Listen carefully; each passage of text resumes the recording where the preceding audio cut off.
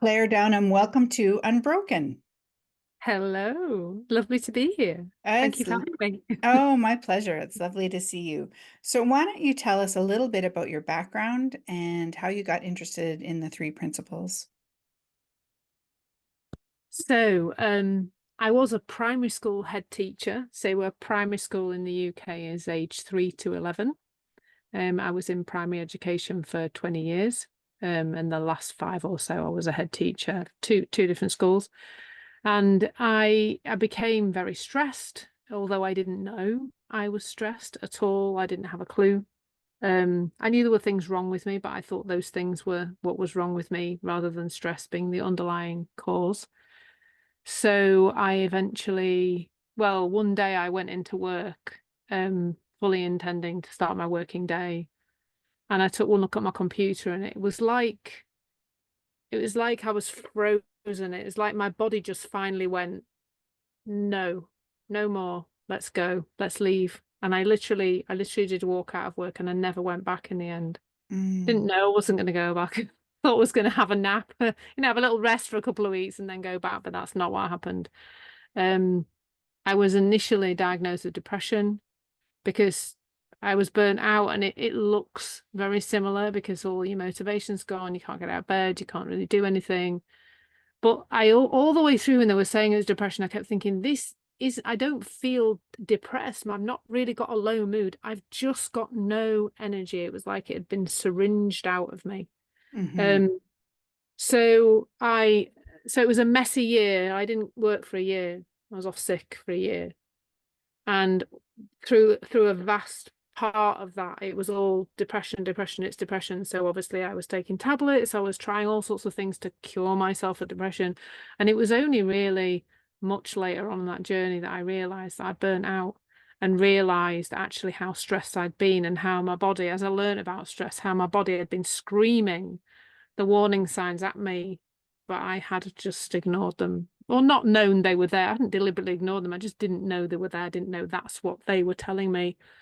So a year went by, and eventually, my governing body and the people I was working for kind of needed to know when I was going to come back, and I just didn't know. I couldn't give them an answer because I was still not brilliant. And so in the end, I had to resign. So I resigned on the 1st of April. April Fool. I always think it's quite mm, funny that I resigned the 1st of April. And I didn't know what I was going to do, obviously, at that point, apart from just, it felt like a massive, I actually got a lot better once that weight had been almost like my thinking, now I know, my thinking about going back to work was really not helping my recovery.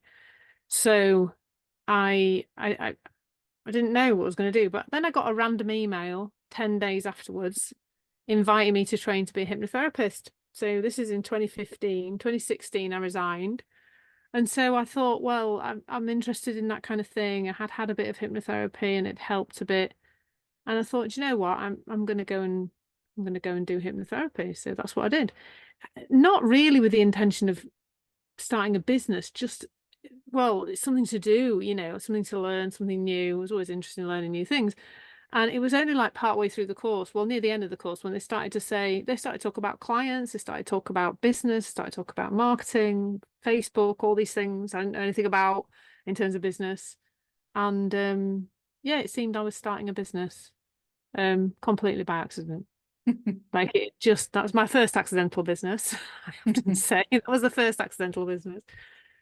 So I started this business, and I guess it was probably about the autumn of 2016 when I started going networking and things like that. And I started to go to these networking events where they would have somebody do a little 20-minute presentation.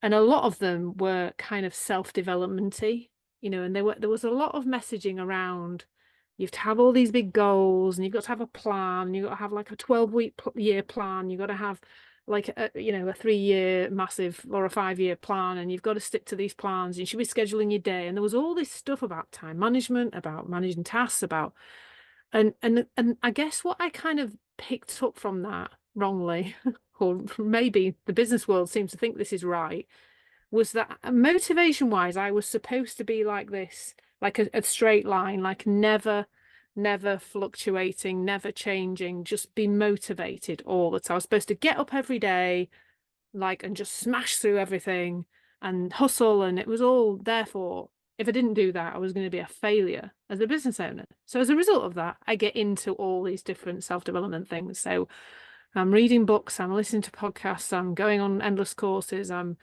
then I'm doing all the therapeutic look into the past, what's wrong with Claire, when did she become broken, inner child and that kind of thing, counselling, more, obviously I was a hypnotherapist, I had plenty of hypnotherapists I could tap into. So I was having a lot of Right. it. I'm just trying so hard. Oh, miracle morning every day, get up, do this kind of ritual in order to make yourself be okay.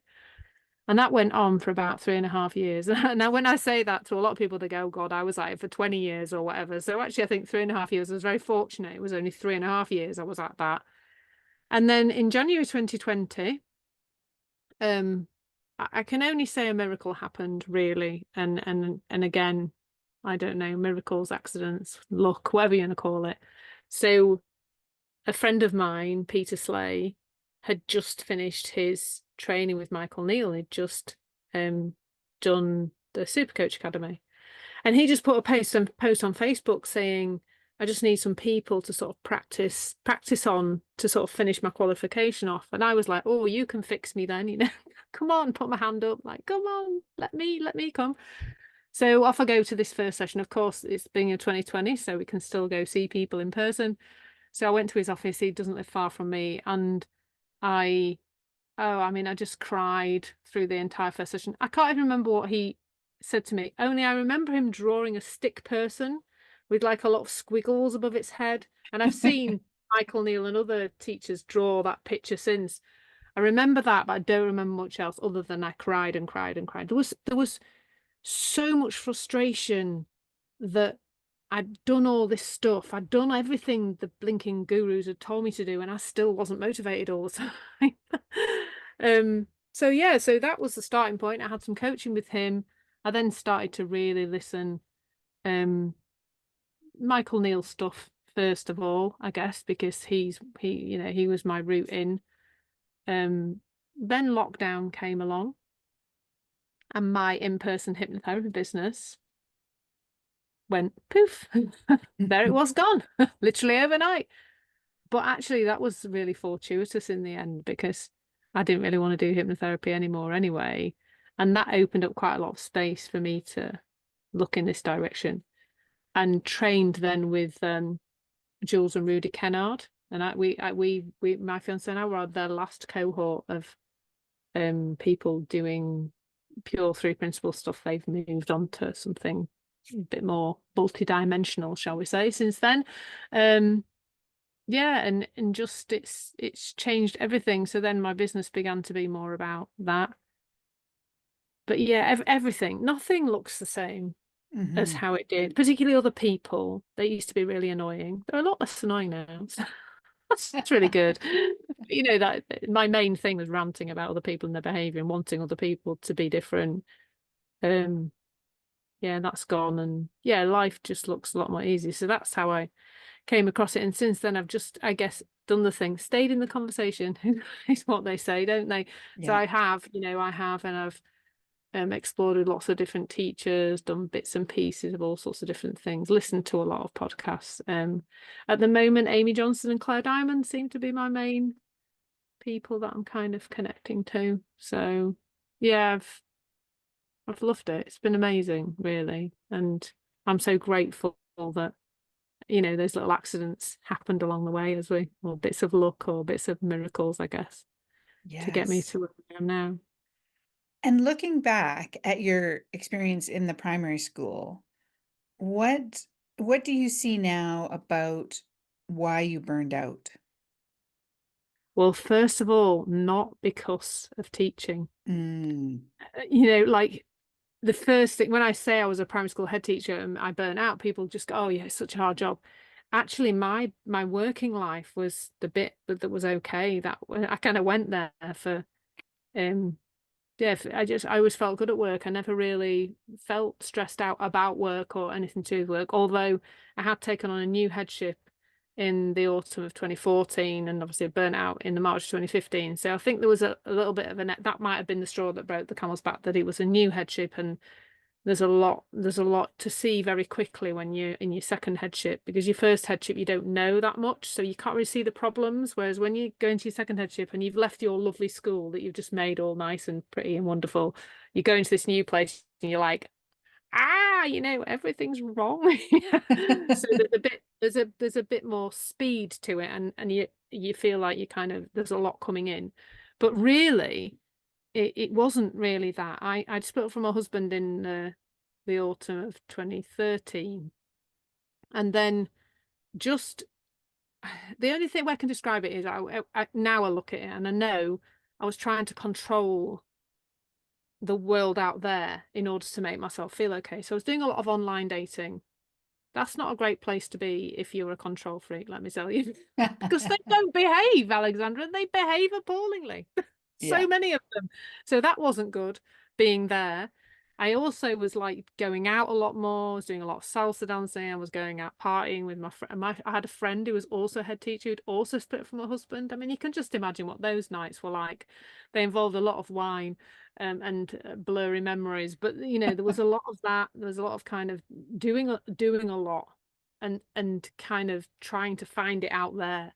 So I was tired all the time, and my mind was very busy with, what could I do next to make myself feel better? So it was really that. It was really all the outside world stuff that was the problem, and Hmm. how I was trying to control all of that to make myself feel okay. Hmm. And work was probably the least of my worries, really. Interesting. Oh, wow. And I loved what you said about that, about motivation. And you work with a lot of female entrepreneurs, and I had a little bit of an aha moment when you said that, that of course our motivation goes up and down, it ebbs and flows. And there's so, in the entrepreneurial world, there's so much uh information brainwashing kind of about, yeah, jumping out of bed and achieving your goals and always feeling 150%. And of course that's not the way it works. So yeah, I'm sure seeing that for you was such a light bulb moment. And Yeah, massive. yeah. Yeah, massive. I think there's the word acceptance or surrender or something like that comes to mind. That I mean, I've started to look a little bit at, I'm 53, so I don't have a cycle of my own over 28 days now, but I kind of have been looking at, like, how does my energy, because it still does seem to have these kind of patterns to it, and looking a bit around the moon. So like there was a new moon last week, and I just noticed that I was very much kind of hunkering down, and I was writing things, but like I do all this stuff on Insight Timer, and I didn't want to record anything. I wasn't like in that energy to record. And then like the beginning of this week, I've been like, oh yeah, I'm ready to record again. I'm kind of I've kind of woken up. I'm ready. I'm energized to do that now. And like last week, I went to a networking event in person yesterday. If I tried, I couldn't have done that last week. Just the and just it was just I just wasn't in that energetic space. But I think one of the things, especially for female entrepreneurs, is that you have to remember that the world of business has been, and this is nothing against men, but it's been created by men for men by men, just because that's the nature of how it's been. The world of work was a man's world, and up until not even 100 years ago, to be fair, it's not Hmm. even been 100 years that women have been in the workplace properly. So, and I look at my fiance, and he's the same every day. He just gets up and he's just like, "Yep, I'm on it. I'm doing the thing." And I'm just thinking, and I'm like that some days, and then other days I just want to cry and sit in a corner. And he doesn't seem to get that. He's like, "What's wrong with you?" Nothing's really wrong. I'm just crying and I just feel a bit flat and I'm just not in the mood. So that just getting that I'm this undulating, energetic thing, and I'm not a man, and I'm not gonna, and I'm sure men fluctuate as well, but Bruce just doesn't seem to. And I speak to a lot of women who say, oh no, my partner just gets up. He's just the same every day. He doesn't seem to really have this cycle thing going on. So I Hmm. think there's something about, yeah, self-compassion, knowing that. And also realizing that sometimes in those quieter periods, actually, when I'm stiller and I'm slower, some really cool ideas come through because I'm not dashing about doing everything and trying to do everything. Some of my like really cool things that have felt like downloads or channeling or whatever you might want to call it have come in those moments when I have been like, oh, I don't really want to do anything. I just want to sit about and read a book or whatever. That's when that stuff comes through. So Yeah, absolutely. In fact, just last week, I had a day where I was wanting to be working, had some stuff that I wanted to do and just couldn't do it, and spent the afternoon just lying on the couch staring at the ceiling because that felt like the thing that I really wanted to do. And where I tend to go with that is, oh no, I've lost all my motivation. That's what starts to happen in my head. I'll never get it back. I'll be lying on the couch staring at the ceiling for the rest of my life. And instead, what happened is when I got up to go and do and make supper, I had 2 ideas for new programs. So, yeah, I completely agree about that. The quiet time is often the most fertile time for sure. So in your work, do you find that female entrepreneurs struggle with burnout? And if so, how does that look for them? yeah, I think it's not uncommon. I think there's something around how many different things women, whether they're entrepreneurs or they're in work, are managing. Mm, That there's still like we've moved, full on into the workplace, full on into entrepreneurship, but we've not dropped any of the stuff in the house, that we've kept it all. So that's not, just can't do it all. But I also think it's, I don't know, it's where we're trying to get to. The mm, pushing and the forcing and the keeping going when really we should be resting and really tuning out from our bodies completely and utterly. Like, when I was burning out, my body was literally like it did a little tap on the shoulder and then it did a little like, you know, tap on the cheek, and then it was literally punching me around the head, going, when are you going to listen to me? I'm dying here, and you're not doing mm, anything about it." Like it, we just don't listen. So this kind of busyness, we've got loads going on. There's the home, there's business, there's all the stuff.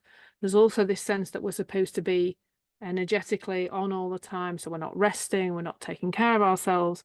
And eventually that you can't. So sleep starts to go around. I mean, that for me was massive. My sleep went completely to pot.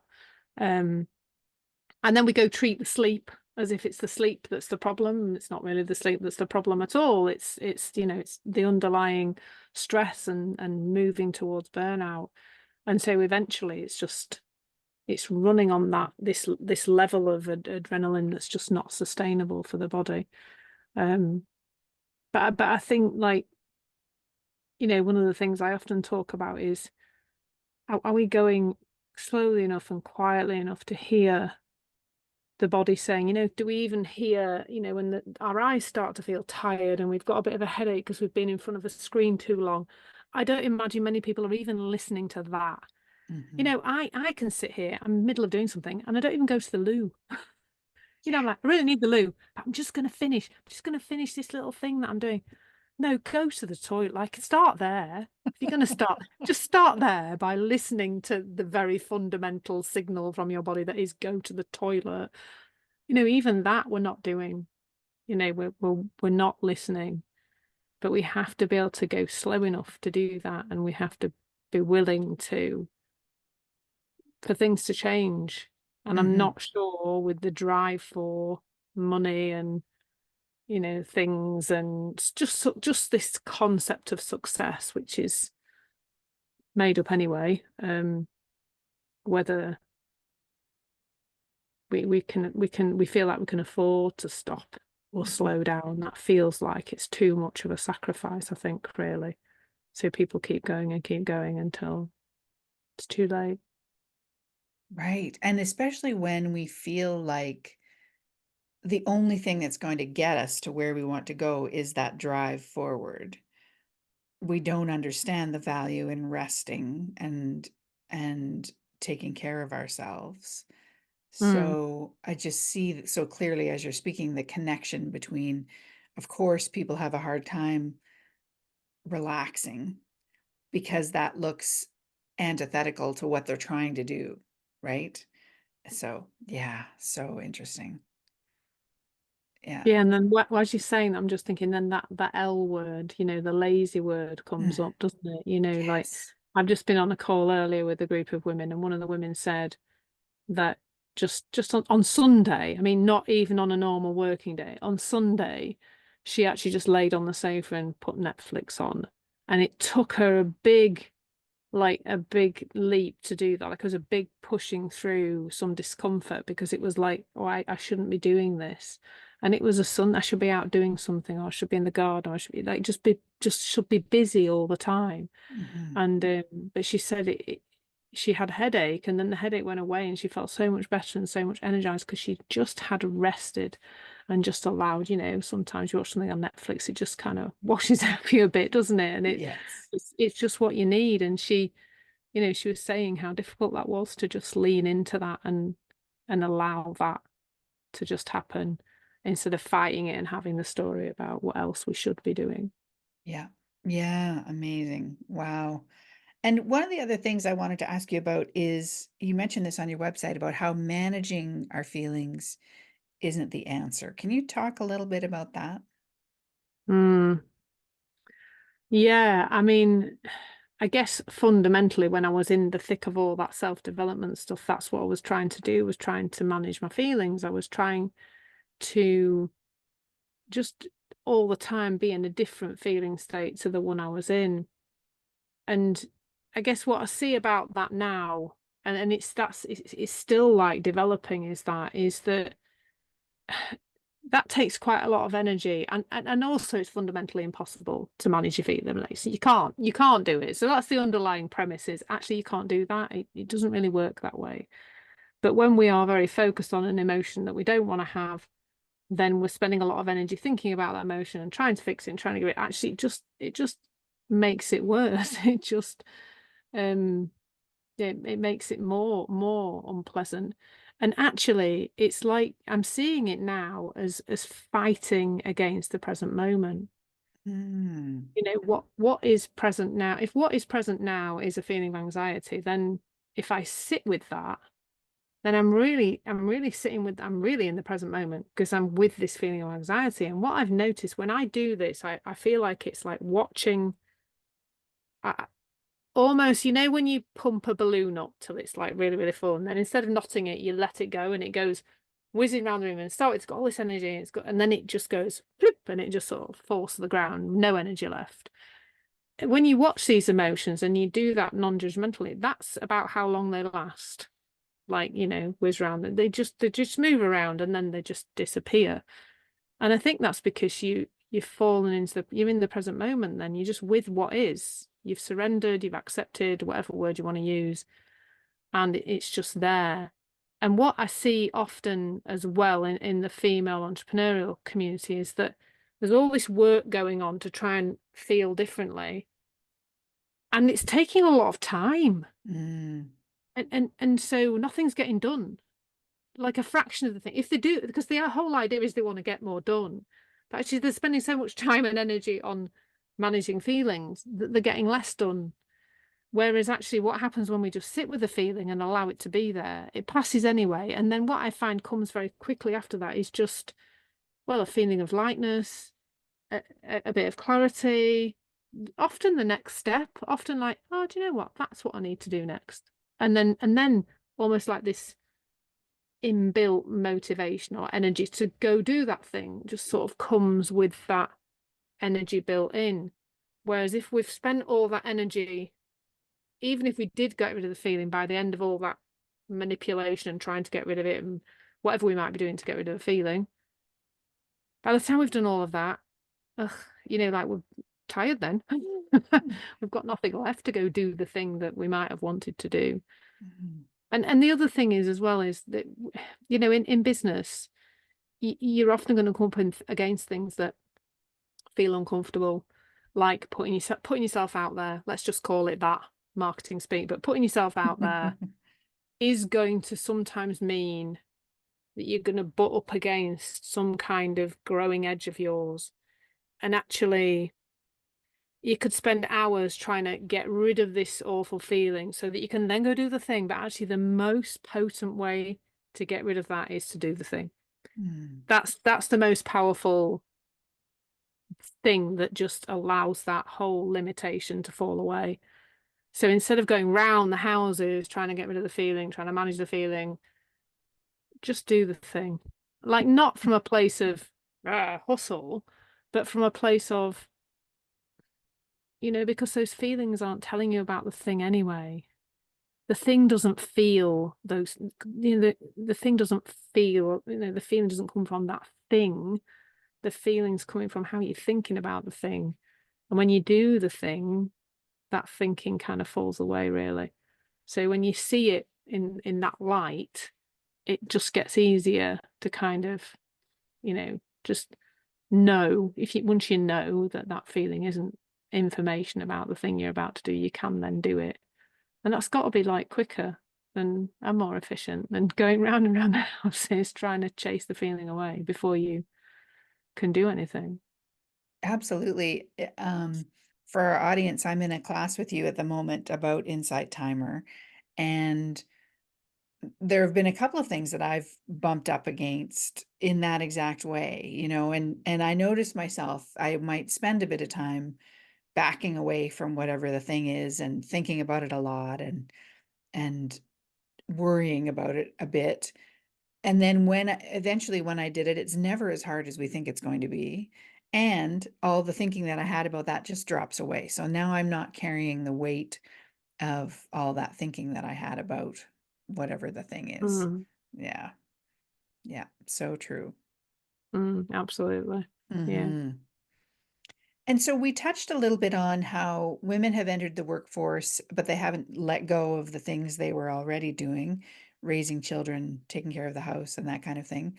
So what is overwhelm then, as you see it? Is it tied into having too much, or is it something else? Well, I think I don't think it's helped by having too much to do. However, I do think it's one thing is overwhelm, and that's thinking you've got to do it all now. Mm. That's it really. It's as Hmm. simple as that. If you've got a list of things to do, and you only think about one of them and you go do that one thing to completion and you cross it off and then you go do the next thing, then you may not get it all done, but you will just be very present and you'll just be very focused on that one thing.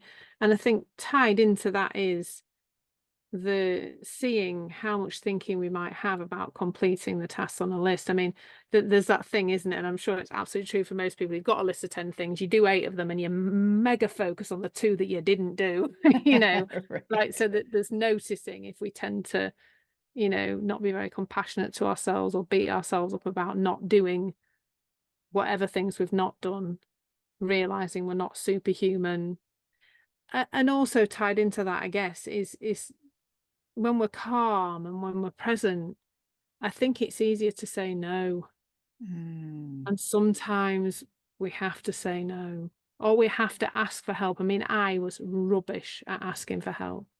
I was drowning in my life, literally. And nobody knew how ill I was getting because I hid it very, very well and I didn't ask for help. Mm. So there's all the stuff that is about us needing to keep up some kind of facade of being, okay all the time, um, because we don't want to be a burden, or we don't want to get in the way, or we don't want to seem to be, a problem in some way. So, but fundamentally, overwhelm is thinking you've got to do it all now. Mhm. Yeah, I love Rather, that. It's such a simple definition and it resonates, with me so much. And I think of times when I've felt overwhelmed and I had so much thinking about whatever was going on, and it really does feel like that pressure, oh, it all has to happen in the next 5 minutes. And yeah, and that was all made up, of course. by me. Mm. Yeah, yeah, such a good point. I love that. And so when someone is experiencing that kind of stress or a different kind of stress, what do you see about dealing with that in a way that's fresh and new? Hmm. I mean, the first thing is just that phrase dealing with it as if it's something to do rather than something to be seen in a different way. Because I mean, I used to do got a workshop stashed away somewhere. It's available if you want it. But it's called The Truth About Stress. And it, Mm. it just takes people through, the difference between pressure and stress. Absolutely. In this crazy bonkers world that we live in, where everything's too fast and we're wired into this. Now I'm waving my mobile phone. We're wired into that all the time, and it's harder to switch off, and all these other things are going on. Then, there's pressure, but that's not the same as stress. That's our relationship with the pressure. It's that, yes, when we're not, let's say we've got a busy job or a busy business, and yeah, we could literally go into that business, work our socks off all day, and if we can just like close the office door at 5 o'clock and go chill out with our family and have a lovely, be really focused on that when we're doing that, then we won't experience stress. It just won't work like that. It's like in this workshop I talk about the fact that on a Sunday night loads of people don't sleep, because they're starting to, well, they're psychologically they're already in the working week and they're already thinking about what's to come and how much they've got to do and everything. And equally on a Friday afternoon everything goes really well. Like everybody's like really light-hearted and it's all, yeah, it's cool because actually already their thinking is, oh, I'm going to the beach the weekend, or I'm going to do this with my kids, or the thinking is already, the thinking is not even, the job's like, oh, the job's just really easy, doing exactly the same things as they were on Wednesday afternoon or Monday morning, but all of a sudden it all feels a lot lighter because their mind's already traveling forward in time. And I mean, I really think, as I'm saying that, I'm just thinking, if you're really in the present moment, stress can't survive. It can't be there. That would almost be like starving it of oxygen. It just wouldn't be able to take hold. And what's really interesting about that from my teaching background is that, yeah, obviously teaching is seen as a very stressful profession. And I think that is because teachers are not very good at being in the present moment. They are when they're in the classroom. So a lot of teachers will say, I love being in the classroom, but the rest of the time is really stressful. And that is because in the classroom, when you've got 30 kids to manage, you can't not be in the present moment because they'll eat you. If you, I mean, they will literally eat you if you're not like properly on it. So when you're in the classroom, even if you're dealing with quite a difficult group of children, you're actually very, very present. Whereas the rest of the time, teachers are fast forwarding through their lives all the time. So in primary schools in this country, there's like the days broken down into little chunks. Obviously, the terms, and then there's a holiday. And so all the time, teachers are counting down. When's the next holiday? When's the next holiday? And then when they get into the holiday, like, oh, I've only got 3 more days. I'm back to work again. So they're always out of the present moment. And I think that's a massive factor in how stressed people are. And not just in teaching, I'm sure, but in other jobs too. But if we are 100% in the present moment, or we notice when we're not, and therefore fall back into the present moment, I don't think stress can get a foothold. It's like it trying to get up a greasy pole. It can't do that if we are in the present moment. That's great. I think that's a quote that, the present moment is a greasy pole to stress. It's profound. Oh, that's great. Well, and I can really see what you're saying because I'm thinking back to my corporate life, the brief moments I've had in corporate Canada. And sitting in a meeting was always really stressful for me. And it wasn't because the meeting was stressful. It was because I was thinking of the 3 other meetings I had to go to that day. And I was Mm, thinking about the emails that were piling up in my inbox while I was sitting in the meeting, Yeah, it's such a mm, good mm. point. And teachers too, especially, it feels like a calling. So it feels really sad to me when a teacher expresses feelings of burning out, because this is the thing they've felt really called to do, and Mm, yet they can't manage, yeah, the stress of it. definitely. It Yeah. is sad. Oh, I mean, Yeah. I don't know what it's like over there, but over here, I think it's like 30% have left within the first 3 years or something. Oh, Those that, those that graduate and go into teaching, yeah. are dropping like flies. It's- Wow. It is a shame, real Yeah. shame. Yeah. Oh, that's troubling. Yeah. Um, as we start to wind up here a little bit, I just wanted to ask if there's anything we haven't touched on today that you'd like to share. Hmm. Nothing that I can think of off the top of my head. Hmm. No, it's been Maybe lovely. could you tell us about Insight Timer and Hmm. what that's like for you, and yeah, maybe a little bit about that part of your business. Yeah, I mean, that's been just such a wonderful journey. Like when I found that platform, when I first found the platform, I didn't really engage with it fully and I didn't really know how useful it could be in my business. But it was kind of this time last year, so May 2023, that I really started to get active on the platform. And it's just so much fun. I have a lot of fun. So I find that like this afternoon, I've just been kind of pondering my thoughts on what new courses I might make and how to, what other content I want to create and that kind of thing. And I do find that the creative juices for it really, really flow. And I think that's because I used to create a lot of content for social media. I was very, very active on LinkedIn.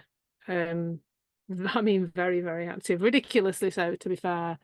And it never felt like creating for Insight Time. And I think that's because that you can see your impact. Like I go on every day and there's all these beautiful reviews and there's people on my courses saying thank you, thank you. This has completely changed my perspective. This is just on my lives, people saying this is just what I needed to hear today and that kind of thing. So you know that you're having an impact. And I think in our kind of work, actually we do want to earn a living. It's lovely that you get paid on Insight Timer as well. But it's just seeing that impact, just getting that feedback to know that this is change, what I'm saying is changing people's lives and it's giving people a nicer, happier, more peaceful experience of life. And that is huge, really. And you don't get that from posting on social media. You might get the occasional nice comment, but everybody's too busy on there. Whereas on Insight Timer, people are really going to find help. So they really are appreciative when they find something that is helpful to them. Hmm. So true. And it's so, yeah, it's such a different atmosphere than, your typical social media platform.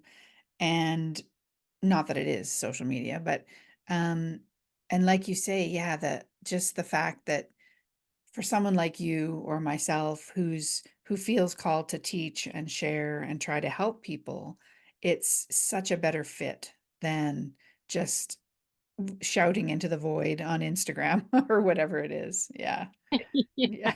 yeah, spitting in the wind, I often say. It's like Yes. nothing seems to be landing. It's just, Yeah. yeah, energetically it feels more kind of aligned as well, that we are being rewarded financially for the content that we're sharing and the help that we're giving people. That feels quite significant as well, because I mean, on social media, there's only one group of people benefiting financially and they own the platform, so That's right. it's, yeah, it feels, yeah, very aligned. Yes. Lovely. Oh, that's great. Well, thank you so much, Claire, for being with me here today. Can you tell our listeners a little bit about where they can find out more about you and your work? Yes, so I have a website called it's claredownham.com. And I do have a nice little gift that people might want to look at. It's called The Letter to the Inner Critic. It was one of those things that came to me in one of those quieter periods that I just allowed to happen. It's quite fun, but it's also quite poignant in terms of my own changing relationship with that voice in my head that seems to twitter away nonsense at me. And I think it's really helpful to people. So it's claredownham.com/, letter. So it's my website. So I had to think about that for a moment. Do you see my brain Yes. going, what's it Yeah. called? Yeah, so it's www.claredownham.com/letter, and people Okay. can download that letter there and hopefully enjoy reading it. Perfect. Okay. So I will put links in the show notes so people can find that at unbrokenpodcast.com. Well, thank you so much, Claire. I really appreciate you being here with me today. Thank you. It's been an absolute pleasure. Thank you so much. Take care. Bye bye.